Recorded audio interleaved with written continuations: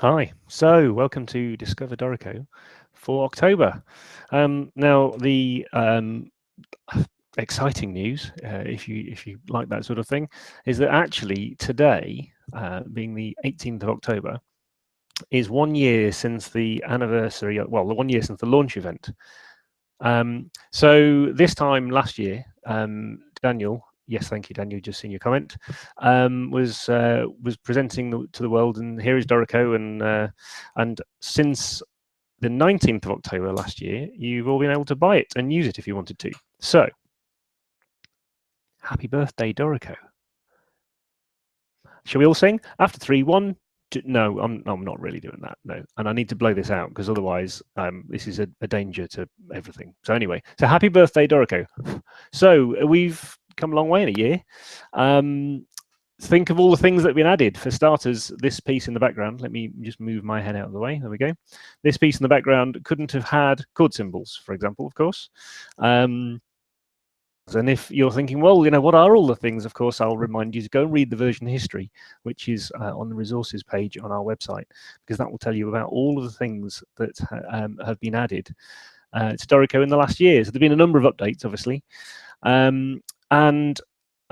Continuing with these sessions, thank you all for joining us a day earlier, if you like, because it's on a Wednesday this time instead of a Thursday. One of the questions I had during the month was about kind of how somebody was using something or how they were creating things actually in Sibelius, and they not quite understanding how they did in Dorico. It happened to be a big band example, so I thought I'll do an example of what it is that they were trying to achieve. So if you want to follow along with this one will start with a new project, as I like to do if possible. And in this one, we're kind of setting up the form of the piece. So what the person said when they emailed in, they said, well, they like to lay out where all the sections are, where section A is, where section B is, with the right number of bars and everything else, and set everything up to start off with, and then probably write for one instrument and copy that to some of the other instruments that are then in the score. So I'm going to start doing that, and there were a couple of things I thought of as I was doing this and talking through this example with somebody, that I thought actually there's a couple of things here that might be useful in a number of cases. So here we go. So I'm going to start here just with a trumpet, because that's the first instrument I want to use. So I just press Shift B for a new player, Shift P if that didn't come out clearly, and added a new player, so just type trumpet and press return. And in this particular trumpet piece, it's going to be in cut time, so I'll press Shift M, and then I'm going to type, actually it's cut common, so I'll type cut C, and it's got an anacrusis start. And just because I don't want to see the signposts for time signatures, I'm going to turn those off. I'll just turn on, in case you want to see them, my keystrokes, so you can see those as I do them. So now I'm going to add a number of bars. So I'll press Shift B, and let's add 24 bars. So I've got something to start with here. And actually, at this particular point here, this is where section A is, the rehearsal mark A starts. So I just press Shift A to add that one in there. Now, what you might do now is kind of count on how many bars you want until section B and add that one, and count on how many bars till section C. But once you've got lots and lots of blank bars, it can get a bit confusing. And what they but that's the way kind of you'd lay things out, really. But I thought, well, actually, what would be a neater way possibly of counting all of these is if you go into layout options and switch to players, then you could turn on multi-rests, and then all the blank bars will count themselves. So if I turn on multi-rests here, press apply, what Dorico will do by default is say tacet al fine, which isn't helping because I want to count the number of blank bars. So if you go to engraving options and go to the rests section, then in here you can switch to show bar count instead of tacet al fine. So I'll apply that one. So now it's showing me 24 blank bars. Actually, I also, at this particular point, I'm going to put in a double bar line because the example I'm copying has one. Now, if I select the last bar line here and press Shift A again, then it will put in a little marker for section B. And what I what I can now do, if I want to, is drag this left, and it will change where that's positioned, effectively changing how many bars there are either side in each section. And I can keep doing this. So if I select this end bar line again and add some more bars, let's say I want another, I don't know, 24 bars. And I can add another Shift A rehearsal letter. I can drag this left to be where I want. So I want 2/16. And if you want to do it more accurately, you can also do Alt left. I'm pressing Alt left, and each time I press left, it's moving that so I can get to exactly where I need to be. So I can add that one, and then I will need another one, which actually needs to be just after 8 bars this time. And then, you know, you could carry on like this. So you can effectively lay out the piece, and you don't have to sit there counting all the number of bars and worrying if you've got one wrong. Dorico can effectively do that for you, just using the multi-bar rests option. And then when you've done all of that and you want to start entering music, just go back to layout options and turn off the show multi-bar rests. And press close, and there we go. There's all the music and all the sections. Well, there's no music yet, but there's all the sections labeled for you. Where I was adding double bar lines at each section as well, and I was using Shift B and typing pipe twice and pressing enter. But of course, if you prefer, you can also select a bar line and use this panel on the right-hand side, and you can select double bar lines from there. So whichever method you prefer, probably depends which device you're using as well. Somebody's just asked about A1, A2. So with any of these rehearsal marks, you've also got some options down here if you want a different sequence type of letters, numbers, or bar numbers for any of the rehearsal marks. You can also have prefixes and suffixes on things as well if you want to add those. You can add those in there. And of course, there's also the general preferences for those kind of options as well. So now for entering this bit of music, just to carry on with their example for a second, this one's in A flat. I'm going to switch this to transposed pitch so that I don't get too confused and enter all the wrong pitches. And the first bit of music I'm going to enter is actually down here at B. So I'll just enter some of this. I've got a MIDI keyboard in front of me, which will make entering this a fair bit quicker.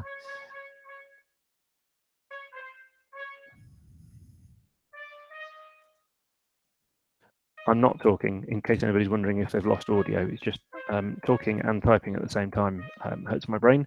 Don't forget, of course, also that here I actually need a minim tied to a quaver, and I'm just going to use Alt-Shift-Right because that's going to extend it by the length that I'm using down here in the rhythm grid in the bottom left-hand corner. It's just I prefer doing that than a tie and then entering another note and that kind of thing. Just extending an existing note for me in some cases is quicker. Entering the right notes would also help, wouldn't it? I'll just carry on.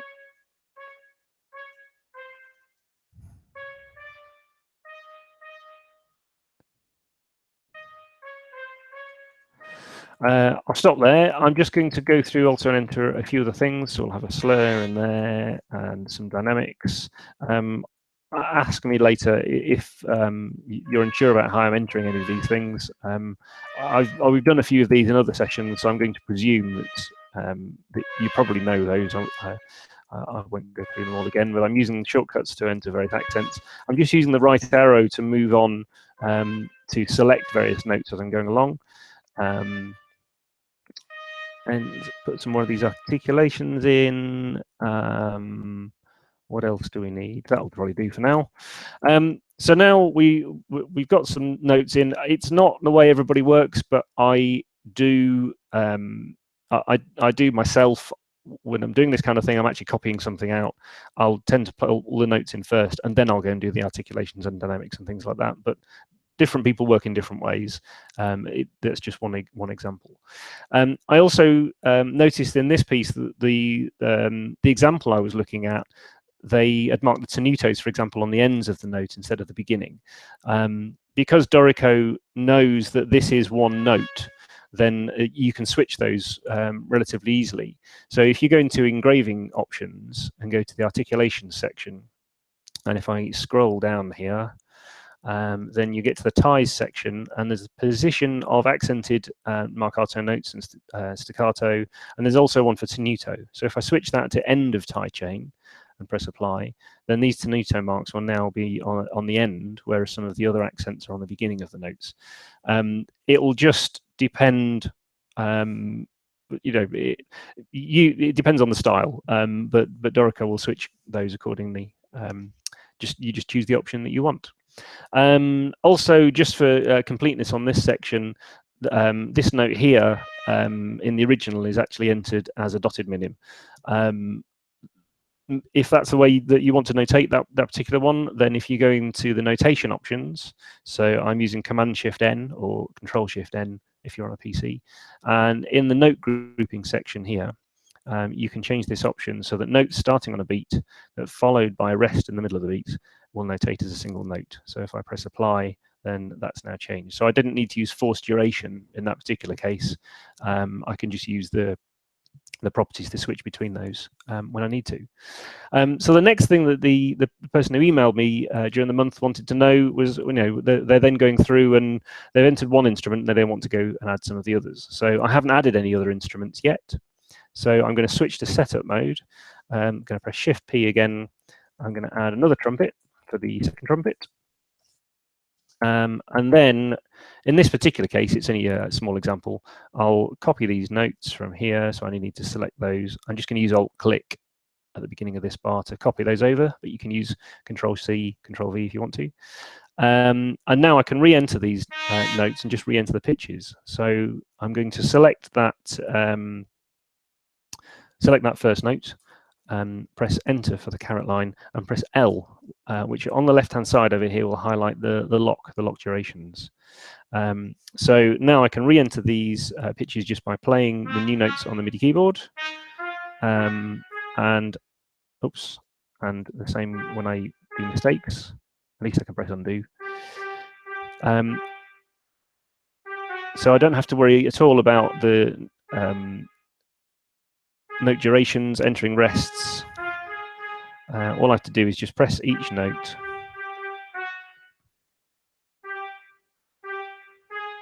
and pay attention. There we go. And obviously the slurs switched over, the dynamics were copied anyway. All of the articulations that we put in have all been left as they are. It's just the pitches we've changed. So there's just a quick example, and obviously you can go through and do the other trumpets and the saxophone parts and everything else, and you may well have worked out what this piece is that we've got two instruments of. But there you go. So you've got some. It was an interesting use case and not one that I'd necessarily thought of before, using the multi-rests to count all the bars and lay everything out. The way I often work is just to start at the beginning, start inputting notes and not worry about it. But then I actually find that sometimes if you can add an extra bar by mistake, and if doing it this way means that actually when you get to section B and you're in the right place, and when you get to section C, which is now over here, that you're in the right place. It's a useful place marker at that point. So that may be useful to some people, and as I said, it was something that was emailed in. So if you've got something else that a method or something that you'd like me to share with other people, or if you've got any questions about how do we do something in Dorico, then please let me know. As I've said before, the email address is discoverdorico@steinberg.de, Discover Dorico, all one word. And so just email in any time in the month, and that will help prepare this session. And then, just to share some useful tips and things like that, or any questions, because if you've got the question, then somebody else might have as well. Now, for anybody who follows along on Twitter, I think Daniel gave a spoiler earlier that one of the other things that I thought we'd show is some of the things that are coming up in the next version. So there will be a new version of Dorico released. It will be a free upgrade in the autumn. I know I don't have any more date information other than it will be in the autumn. It may feel like autumn, but it's not being released today. But what I will do is show you a few other things. So you may be aware that in the next version we do, you will get proper drum notation. It's very cool. Cues, orchestral cues, very cool. And also fingering options. They're quite cool too. So because we know that those three things are coming up, and that's already been shared online, what I'm going to do is possibly slightly mean, but what I'm going to do is not show you any of those three things. What I'm going to show you is some of the other things that you don't necessarily know are going to appear in the next version. So I just load a new file here. One of the first things I'm going to show now, I'll just explain, this is a graphic that you're looking at now. So if I just switch to engrave mode, you'll see we have a pink frame here. So you can tell that's a graphic. But what I'm showing here is that this has shaped notation. Now, for those of you like me who don't use shape notation a lot, shape notes are added to note heads in written music to help singers find the pitches within the major or minor scale without the use of more complex information found in key signatures. So basically every pitch has its own shape, and there's a number of systems of doing this, a number of methods of doing this, and different shapes that they use. So if we wanted to recreate this in Dorico, here's one I made earlier. So I've entered all the pitches. I've only put one line of the lyrics in. And what we'll do now is if I just go to engraving options. By the way, you'll notice engraving options appears a lot more quickly in this version. So for anybody who's used the shortcut for engraving options, then you have to wait a second till it appears. It will appear much more quickly. That's one of the first things that will be in the new version. Now, if you go to the notes section, this is where you can change the note head types, the default note heads and larger note heads or note names. But now there's a new option, which is shape note heads based on the scale degree and the root of the minor key or major key.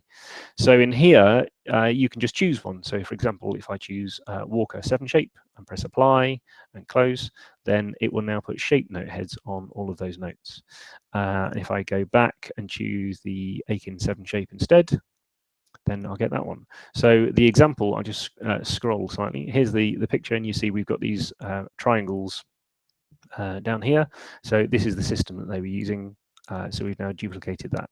So it's not a plugin or anything else. It's just one of the engraving options that you can switch into at any point. And you, as I did, you can write the music with standard note heads and then just switch at any point and switch over to use the other note heads. So hopefully that's going to be of use to quite a lot of people. There's also some things to do with the page sizing. So if you're, for example, in America at the moment, you would probably have found that the page size wasn't necessarily what you wanted. It may have been A4 that we use in Europe instead of letter. Dorico will pay attention to the system locale, so you now should get the correct paper layout size. Also on measurements and things in the preferences, these are the general preferences here. The unit of measurement here is listed in millimeters, and you can now choose, well, you could choose before between inches and centimeters or anything else, but Dorico will now pay attention to those in several other places. So for example, in your layout options in page setup, then when you choose the sizes in here, it will pay attention to the preferences. So if I change my preferences to inches, then in here, when we go into the dialog, you now have all your sizes in inches and the width and height of the paper and everything else. But you can also type into here if you want to. So you can still type 1.94 millimeters and it will adjust accordingly. So you can still type in what you want, or you can type in points or whatever works in your particular case. So that will be, oops, don't do that one. Do I want to apply the changes? No, not particularly. So in the preferences here, whichever one you choose is now reflected in lots of other places. You'll also find it's in engrave mode when you're doing things like staff spacing. The staff spacing on the side here, also pay attention to the unit of measurement that you set in the general preferences. So I'm sure that will also please a lot of people. I'm just going to check comments for a second, see if there's any questions so far on those.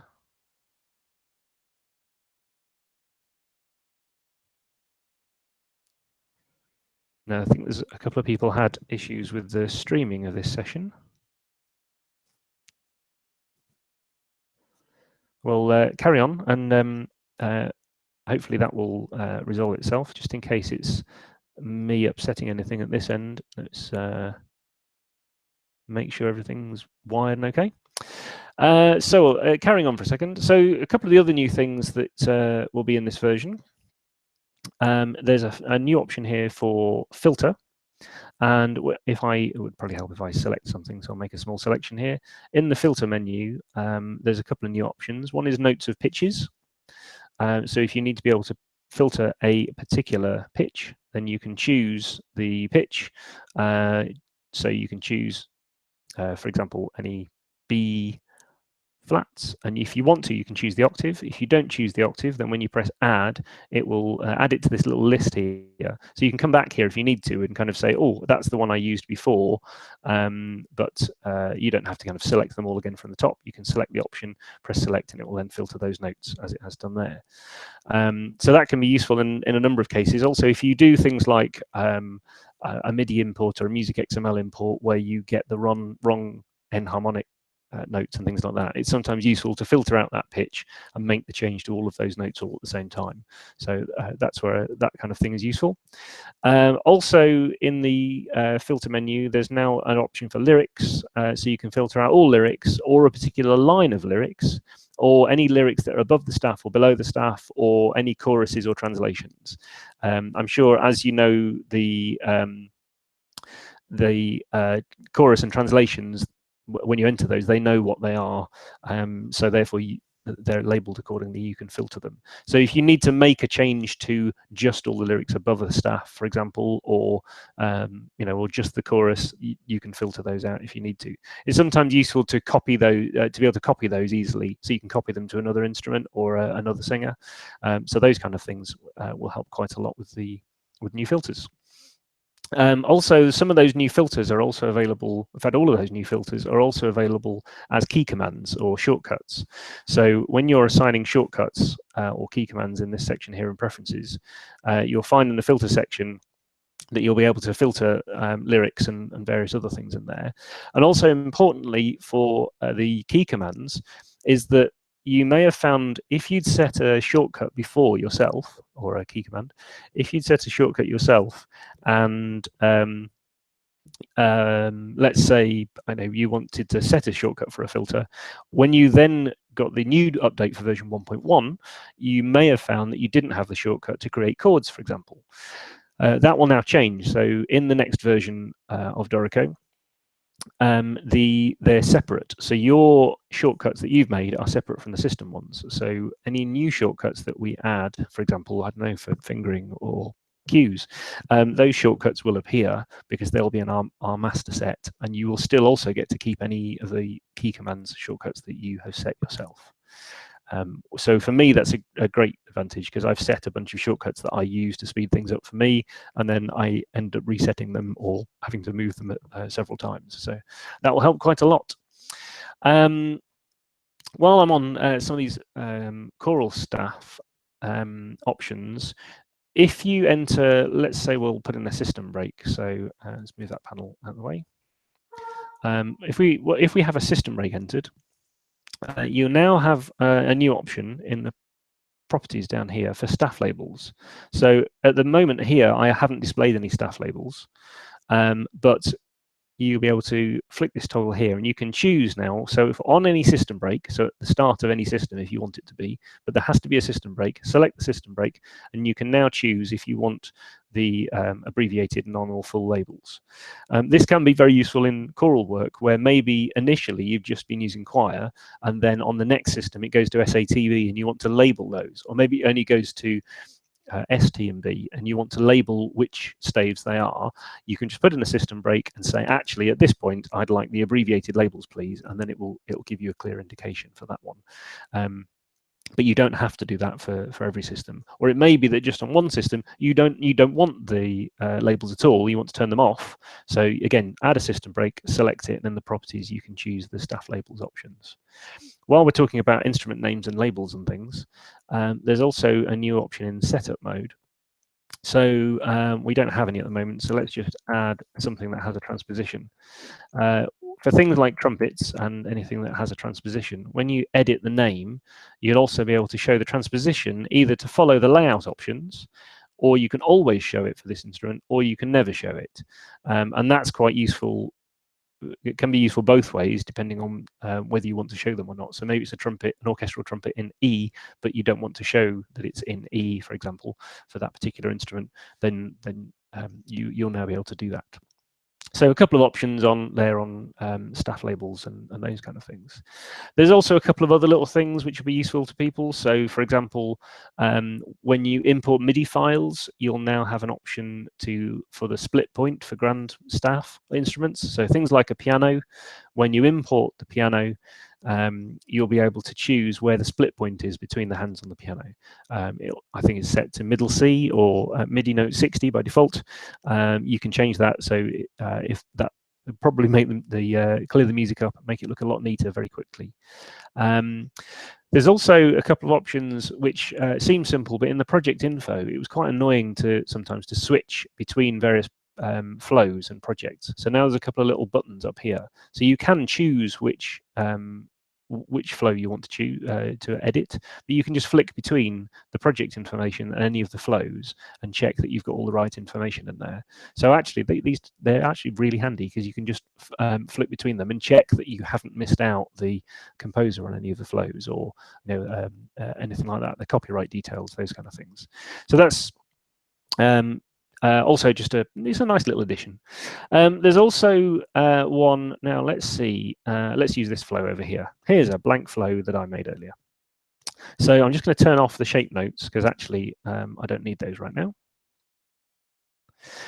So for this scale here, what some people will have used in Sibelius or other notation programs is when you want to build up a chord or add an interval, you can select one or more notes, so select a number of notes, and you can press a shortcut to add, let's say, a third. So in Dorico, what you'll be able to do in the next version is press Shift-I for our little intervals pop over, and then you can type, for example, 3. So I could add a third. I'll just undo that, or I could press Shift-I. I could, for example, say I would like to add 2, 5, and 8. I'll add a second, a fifth, and an octave above the notes that we'd selected. Now, I'm sure somebody out there is thinking, yeah, but in the other program I use, I can just press 2, 5, and 8, and it'll do that. I just have to use one shortcut. But if I just undo that, in our little popover, what you'd also be able to do is say things like, I would like M3, 5, and M7, which will give me a minor third, a fifth, and a minor 7. So you don't just have the option to add things like diatonic intervals or major intervals. You can choose if you want a minor interval.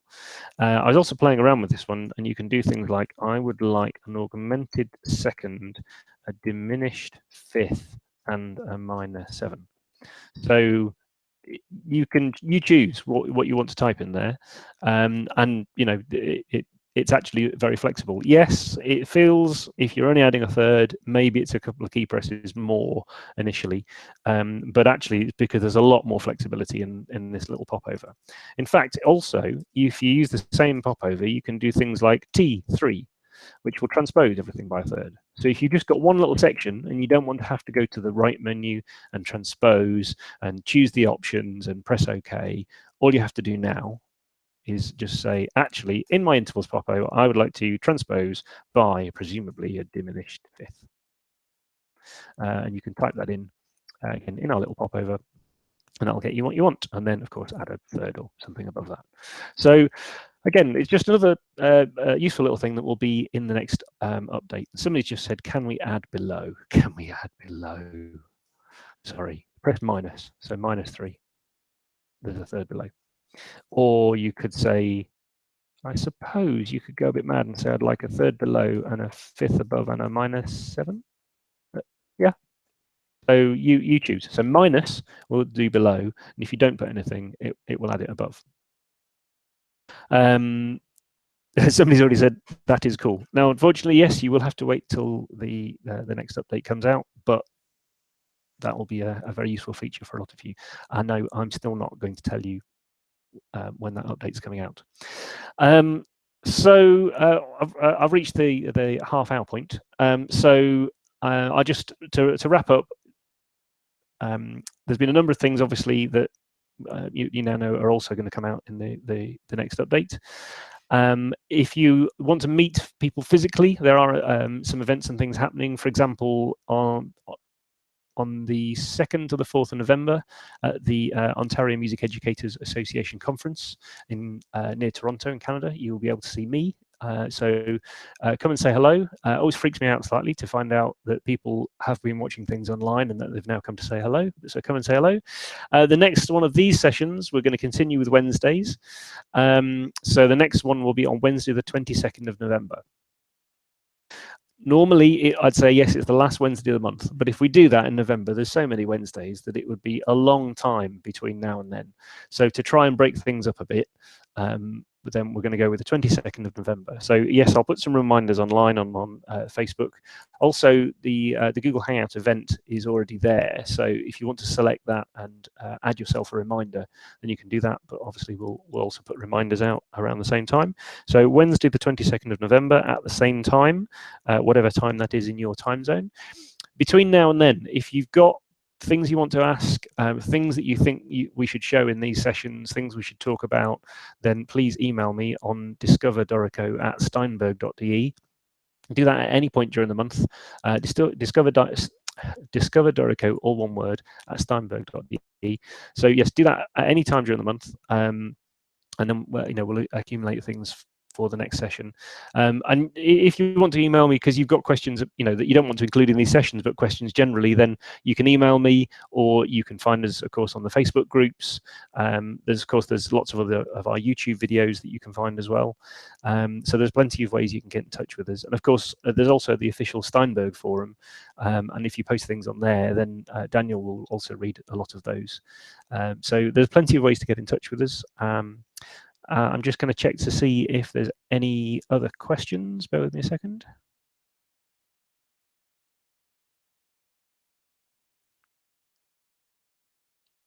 Yep, if you're in Freiburg, then say hello to Frank, because Frank will be running a Dorico session in Freiburg in Germany in about 30 minutes.